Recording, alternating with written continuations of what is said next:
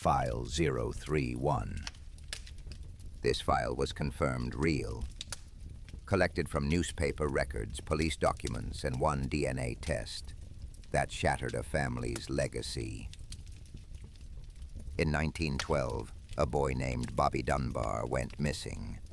He was 4 years old. He disappeared while on a family trip near a swamp in Louisiana. They searched for weeks. Local police, bloodhounds, entire towns combed through the woods. All they found was one set of tiny footprints leading to the edge of the water. Everyone assumed he was gone. But 8 months later, police in Mississippi arrested a man named William Walters.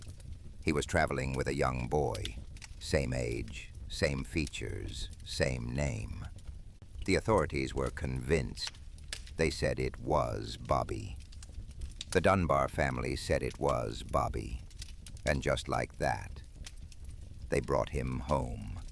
Celebrations, newspaper headlines, boy lost, now found. But there was one problem. Another woman came forward, Julia Anderson. She said the boy wasn't Bobby Dunbar. He was her son. His real name was Bruce. She claimed Walters was a family friend, and Bruce had been traveling with him with her full permission.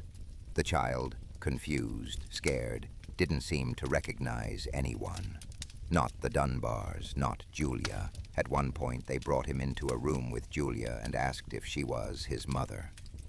He said no. Later, he changed his answer. The courts sided with the Dunbars.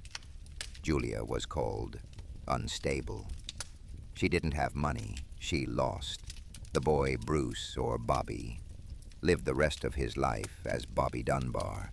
He had children, grandchildren.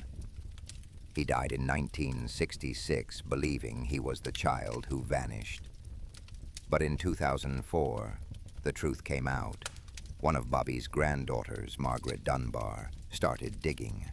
She found old documents, letters, inconsistencies, doubts. Eventually, she convinced her father, Bobby Dunbar Jr., to take a DNA test. They compared his DNA to that of Bobby Dunbar's younger brother's descendants. There was no match.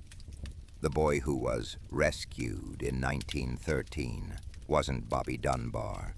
He was Bruce Anderson. The real Bobby Dunbar had vanished and was never found. No one knows what happened to him. No one knows how Bruce felt, growing up in a family that wasn't his. No one knows what Julia Anderson carried with her after losing her child to the system forever. What we do know is that history accepted a lie for almost a century, and a name once lost was never truly returned. This file is closed, but something about it still echoes. Because sometimes the scariest stories aren't about monsters.